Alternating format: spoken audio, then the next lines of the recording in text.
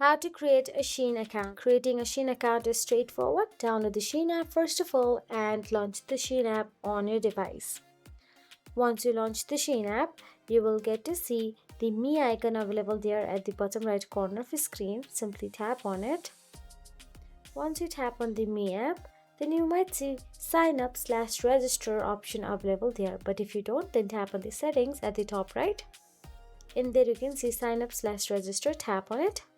You can sign up using your email address, phone number, or by linking your Google or Facebook account.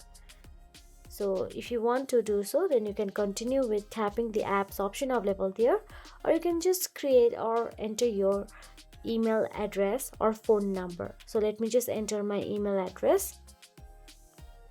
Once I complete entering my email address, I'll tap on the continue or next option available there. Now I'll have to create a strong password for the account. Make sure it meets the app security requirements. And once done so, tap on the submit button available here. If you want to add the phone number, then you can simply add the phone number. But if you want to skip it, then tap on the skip option available at the top right. And that is it.